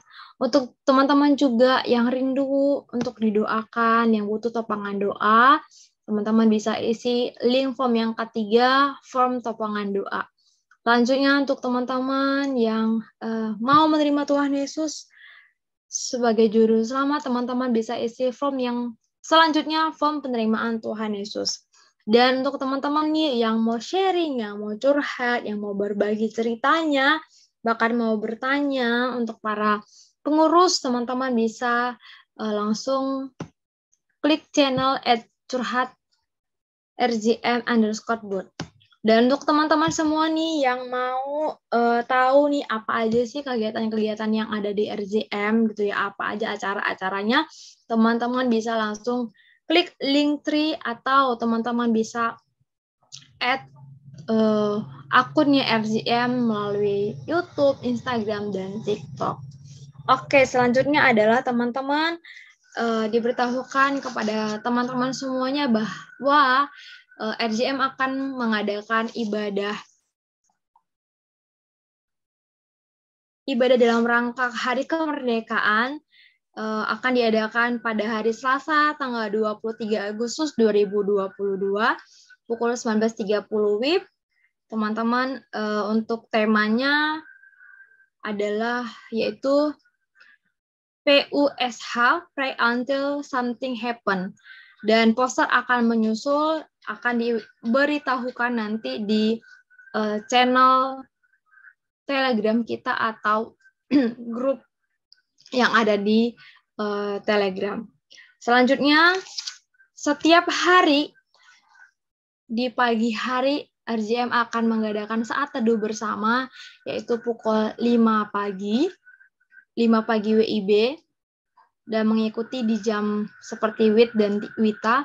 Untuk teman-teman yang mau ikut bersaat teduh bersama di pagi hari, teman-teman bisa menghubungi para admin untuk dibangunkan. Dan selanjutnya teman-teman, RJM juga mengadakan menara doa setiap malam sehabis ekspor Bible. Teman-teman bisa join di call Telegram.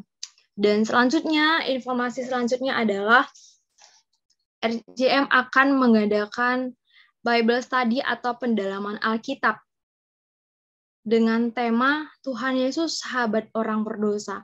Untuk teman-teman, di sini diinfokan bahwa pendalaman Alkitab akan berlangsung selama 6 hari secara online, selama 6 kali pertemuan secara online, dari mulai tanggal 7 September sampai 12 Oktober setiap hari Rabu pukul 19.30 WIB melalui via Zoom. Untuk teman-teman yang mau mendaftar, teman-teman bisa mendaftar melalui, mungkin kakak admin bisa share linknya, melalui link yang ada di kolom chat. Dan pendalaman Alkitab ini terbuka untuk umum, ya teman-teman.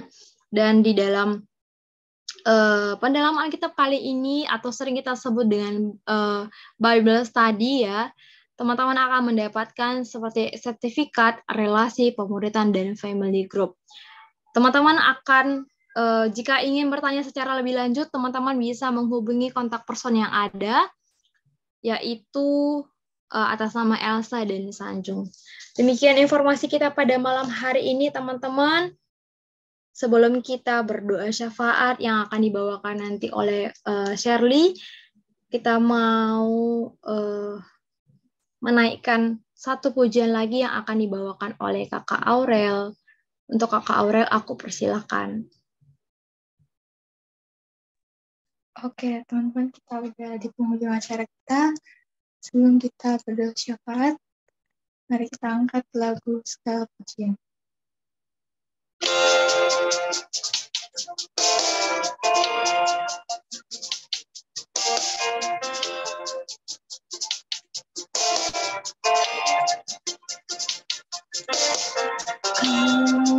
Kau pencipta hidupku,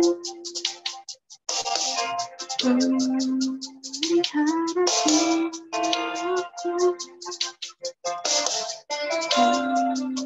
layak dibalas segala pujian, ku naikkan syukurku.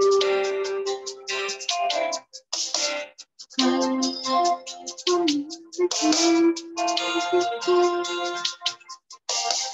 dalam kasih sempurna semuaku, menerima segala pujian, ku naikkan sembahku.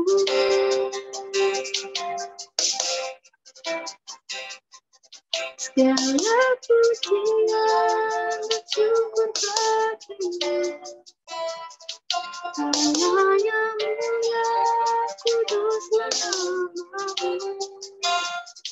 Kaulah yang awal, yang akhir dari segala. Yesus, Kau pujian bagiku.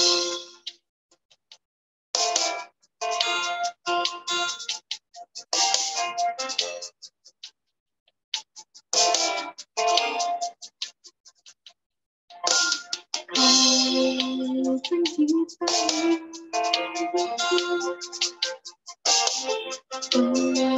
pelihara jiwaku, Kau layak dibalas segala pujian, ku naikkan syukurku. Kau pemilikku hidupku,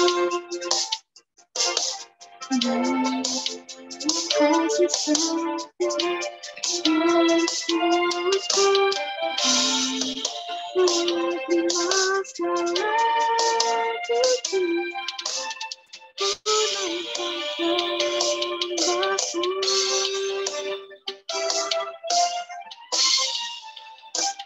Segala pujian dan syukur bagimu, Allah yang mulia, kuduslah nama-Mu. Kaulah yang awal, yang akhir dari segala.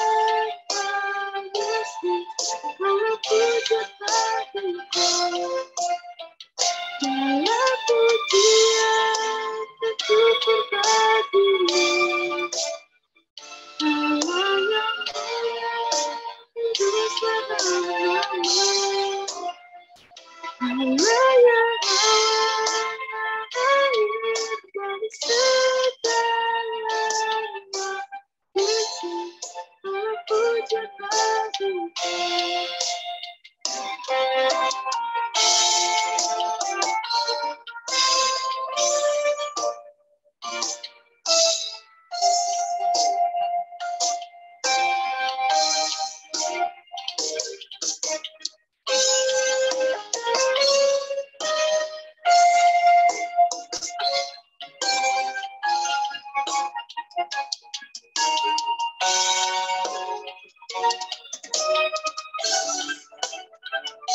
Aku dia bersyukur bagimu. Allah yang mulia, kuduslah nama-Mu. Kaulah yang hadis dari segala Yesus, aku berbagi. Aku dia bersyukur bagi Allah yang mulia, kuduslah nama-Mu. Allah yang hadis dari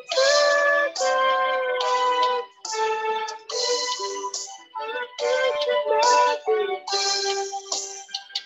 Allah yang hadis dari segalanya Yesus, kalau Tuhan bagi.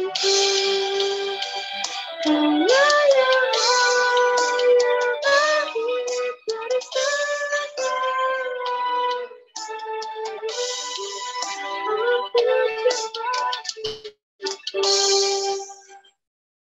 aku serahkan ke pendosa. Teman-teman, kita satukan hati, kita berdoa.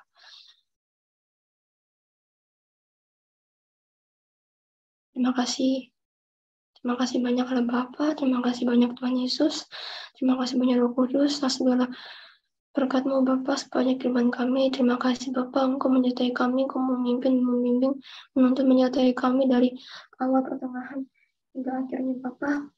Pada FPS pada malam hari ini, puji nama Tuhan lancar Bapa. Ya Tuhan, terima kasih segala firman yang Kau sampaikan kepada setiap pribadi kami Bapa, kiranya semuanya itu dapat kami remakan di hati pikiran kehidupan kami, dapat kami lakukan juga di dalam kehidupan kami Bapa. Kiranya benih firman-Mu itu Bapa tertanam di hati kami Bapa. Kiranya hati kami yang subur, baik kiranya benih-Mu, benih firman-Mu Bapa tertanam di hati kami yang subur ya Bapa. Kiranya dapat berbuah, dapat berakar, dapat bertumbuh, dapat berbuah, dan dapat berdampak sekitar kami, dari berkat bagi sesama kami ya Bapa. Tuhan, terima kasih banyak ya Bapa. Sebentar lagi kami akan menaikkan pokok doa kami kepadamu ya Bapa. Dan biarlah juga Kau berkenan mendengar setiap doa kami ya Bapa. Ya Tuhan, ampuni kesalahan dosa kami, tapi sebelum kami menaikkan pokok doa kami kepadamu ya Bapa, ampunilah kami Bapa akan kesalahan kami, apa yang kami lakukan sepanjang hari ini. Kami minta ampun ya Bapa, mungkin dari perkataan kami Bapa, sikap kami, niat hati kami, pikiran kami, pandangan kami, apa yang kami lihat dan lain sebagainya Bapa. Ampuni segala dosa kami Bapa, kiranya darah-Mu ya Tuhan Yesus yang menyucikan, menguruskan, melayakan kami, agar kami dapat layak Bapa untuk bisa menaikkan doa kami kepadamu ya Tuhan. Dan kiranya kehendak-Mu saja Tuhan Yesus yang terjadi, bukan kehendak kami Bapa.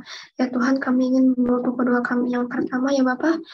Kami ingin berdoa untuk kebangkitan generasi muda di Indonesia. Kau berkati ya Bapa, kiranya kebangkitan yang berasal daripada-Mu ya Tuhan Yesus turun atas generasi muda yang ada di Indonesia ini Bapa. Generasi kami, kiranya Kau utus anak-anak-Mu ya Bapa untuk menjadi pekerja-Mu ya Bapa, untuk menuai jiwa-jiwa ya Bapa, karena itu dapat menuai jiwa-jiwa ya Bapa. Dan kiranya Kau lembutkanlah hati mereka ya Bapa, Kau jamah hati mereka. Dan kiranya mereka juga yang terhilang bisa dapat merasakan pengampunan-Mu yang sesungguhnya Bapa. Kasih-Mu yang begitu besar ya Bapa di dalam setiap kehidupan mereka. Ajar mereka selalu percaya Bapa. Tuhan, ajarkanlah anak-anak-Mu ya Bapa untuk selalu percaya bahwa Engkau sangat mengasihi mereka. Engkau telah mati bagi mereka ya Bapa. Kiranya belas kasihan-Mu, kasih karunia-Mu turun atas Indonesia Bapa, generasi kami. Kiranya revival terjadi atas Indonesia ini Bapa. Dan juga ya Bapa, Kami ingin berdoa untuk setiap para pelayan Tuhan ya Bapak, agar dapat memiliki hati yang mau melayani dengan tulus dan sungguh-sungguh kepadamu Bapak, tidak setengah-setengah tapi benar-benar sungguh-sungguh hanya kepadamu, bukan hanya untuk diri orang ya Bapak, tapi benar-benar fokus dan segenap hati, segenap hidup pelayanmu ya Tuhan, hanya untuk menyenangkan hatimu saja Bapak. Ya Tuhan, kiranya berikanlah sikap hati, motivasi hati yang benar ya Bapak, di dalam pelayanan kepada setiap hamba-hambamu ya Tuhan, pelayan-pelayanmu ya Tuhan. Kiranya mereka hanya melayani saja, bukan melayani kedagingan mereka, keegoisan mereka, atau yang lainnya Bapak. Kiranya hati mereka juga tidak mendua Bapak, kiranya hanya Engkau ya Tuhan, satu-satunya yang ada dalam hati setiap kami Bapak, hamba-hambamu juga ya Tuhan. Dan juga Bapak, kami ingin berdoa bagi setiap keluarga-keluarga ya Bapak. Aku berkati setiap keluarga-keluarga yang ada yang di seluruh negeri, di seluruh dunia ini Bapak. Kira Kau berkati kepala keluarganya, Kau berkati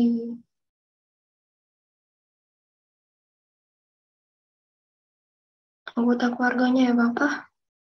Berkati mereka selalu ya Bapak. Kiranya juga ya Bapak, memberikan hikmat biar kiranya juga hikmat kebijaksanaan-Mu ya Tuhan Yesus, Kau taruh di hati para pemimpin keluarga ya Bapak, agar mereka dapat memimpin keluarganya dengan mengandalkan Engkau juga Bapak, dengan benar di hadapan-Mu ya Tuhan Yesus. Dan kiranya roh takut akan Tuhan, akan Allah Bapa, akan Tuhan Yesus, akan Roh Kudus, Kau taruh di hati setiap pemimpin keluarga ya Bapak, agar mereka selalu taat, dengar-dengaran Bapak, hormat, patuh sama-Mu saja ya Bapak, dan dapat memimpin keluarganya sesuai dengan kehendak-Mu ya Bapak, bukan sesuai dengan apa mereka, bukan sesuai dengan apa yang menurut mereka benar ya Bapak. Dan ya Tuhan, terima kasih segala sesuatu ya Bapak. Kiranya pertobatan juga terjadi ya di segala keluarga-keluarga yang masih belum selamat Tuhan. Kiranya kasih karunia belas kasih-Mu turun setiap keluarga-keluarga yang ada di seluruh dunia ini ya Bapak. Kiranya mereka dapat mengenal kasih-Mu Bapak, agar mereka dapat mengenal pribadi-Mu. Engkau adalah Tuhan yang baik Bapak, Engkau Tuhan yang benar, yang Engkau satu-satunya jalan kebenaran dan hidup itu ya Bapak. Jangan lain selain Engkau ya Bapak. Terima kasih banyak Bapak yang baik ya Tuhan.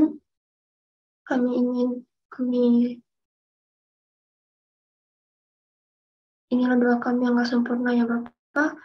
Biar kehendak-Mu yang terjadi Bapak, bukan kehendak kami ya Tuhan. Kiranya Engkau berkenan mendengar permohonan doa kami ini kepada-Mu Tuhan. Layakan kami, sucikan kami selalu Bapak. Kiranya juga Engkau selalu memberkati kami ya Bapak. Dan juga Bapak, Kau berkati Bapak.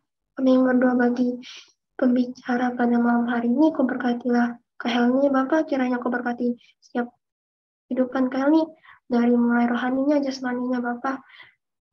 Kau sedia, biar kiranya Engkau selalu menyediakan apa yang Kak Helmi butuh ya Bapak. Kiranya Engkau mencukup segala sesuatu Bapak, dan biarlah dia punya hati juga untuk punya rasa cukup dan berterima kasih selalu, mengucap syukur selalu kepada-Mu Tuhan. Kau kiranya juga Kau berikan hikmat urapan-Mu ya Bapak di dalam hati kehidupan Kak Helmi ya Tuhan. Tuhan, Kau berkati pelayanan Kak Helmi juga ya Bapak. Kiranya Kau pakai Kak Helmi lebih lagi Bapak. Kiranya urapan-Mu lebih lagi Kau taruh di hati Kak Helmi, di kehidupan Kak Helmi Bapak. Dan kiranya bila Kak Helmi selalu taat dengan hanya kepada-Mu saja Tuhan. Fokuskan hati pikiran Kak Helmi selalu kepada-Mu ya Bapak, bukan pada hal-hal yang membuat khawatir, takut, dan lain sebagainya Bapak. Tuhan Yesus, dan juga berkatilah keluarga Kak Helmi. Kiranya Kau berkati setiap keluarganya Bapak. Kiranya Kau berkati pemimpin keluarganya juga dan juga anggota-anggota keluarganya. Kau terhikmat kebijaksanaan Bapak, pengertian-Mu ya Tuhan, roh takut akan Tuhan Yesus di hati pikiran, di hidupnya pemimpin keluarganya Kak Helmi Bapak. Kiranya Kau berkati selalu Bapak. Kiranya perekonomiannya juga Kau cukupkan ya Bapak, segala sesuatu pasti Engkau cukupkan ya Bapak. Terima kasih banyak Tuhan Yesus yang baik. Kiranya Kau berikan kesehatan-Mu selalu Bapak di kehidupan mereka ya Bapak. Terima kasih Bapak yang baik. Inilah doa kami yang gak sempurna, kami alaskan semuanya ke dalam satu nama aja, di dalam nama Tuhan Yesus Kristus yang baik. Biarlah nama-Mu saja yang dipuji, nama-Mu saja yang disembah ya Tuhan Yesus, nama-Mu saja yang dimuliakan, dan ajar kami selalu semuanya untuk merendahkan hati, merendahkan diri, hanya tunduk di bawah kaki salib-Mu saja Bapak, di hadapan-Mu saja, di bawah tangan-Mu yang kuat ya Bapak. Terima kasih banyak ya Bapak, biar kehendak-Mu saja yang terjadi, bukan kehendak kami. Inilah doa kami yang gak sempurna, kami alaskan semuanya. Dalam nama Tuhan Yesus Kristus yang baik, kami sudah berdoa dan mengucap syukur. Haleluya, amin. Aku serahkan doa berkat. Bapa yang berkata di dalam kerajaan surga, terima kasih Tuhan. Serangkaian ibadah kami dari awal, pertengahan Tuhan Yesus sampai akhir, Bapa telah jaga kami, Bapa telah menyertai kami hingga sampai penutup ibadah kami Tuhan. Kami percaya Tuhan Yesus bahwa segala apa yang kami bawa di hadapan Tuhan pada malam hari ini, termasuk hati kami, supaya berkenan di hadapan Tuhan. Tuhan Yesus yang baik, berkati setiap firman yang sudah kami terima pada malam hari ini Tuhan, dan berkati setiap anak-anak-Mu juga ya Bapa yang melayani Engkau Tuhan. Haleluya Tuhan Yesus, biarlah setiap apa yang kami kerjakan Tuhan, itu semuanya menghasilkan di hadapan-Mu Tuhan Yesus, terlebih di dalam kerajaan-Mu ya Bapa. Terima kasih Tuhan Yesus, di dalam nama-Mu Tuhan kami siap Tuhan Yesus untuk mempraktekkan apa yang sudah kami dengar pada malam hari ini. Dalam nama-Mu Tuhan Yesus kami mau dipakai Tuhan untuk menjadi sahabat Tuhan Yesus bagi orang-orang di sekitar kami Tuhan, dan di dalam nama-Mu Tuhan kami meminta kuasa-Mu Tuhan Yesus dalam melakukannya ya Bapak. Terima kasih Tuhan Yesus, biarlah berkat-Mu Tuhan akan terus bersama-sama dengan kami ya Bapak. Haleluya Tuhan Yesus. Amin.